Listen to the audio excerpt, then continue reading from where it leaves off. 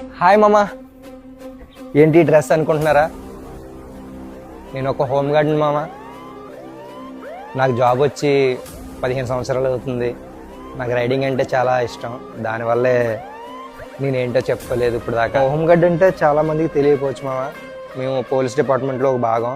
నీ శాలరీ ఎంత అనొచ్చు మామా? నా శాలరీ వచ్చి 21,000. అంటే రోజుకి 700 రూపాయలు పడుతుంది అంతే.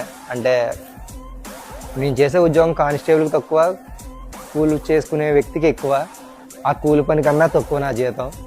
ఎవరి మీద నిందేయడానికి ఏం లేదు మామ. మా వ్యవస్థలోనే కొన్ని తప్పులు ఉన్నాయి. మాలో యూనిటీ ఉండదు మామ. మాకు ఒక యూనియన్ అనేదే లేదు మాకు.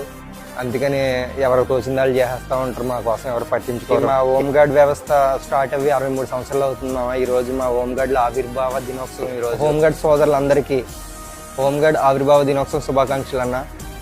మన లైఫ్లో ఎప్పటికైనా బాగుండాలని ఒక యూనిటీగా ఉందాం ఇప్పటి నుంచి అయినా.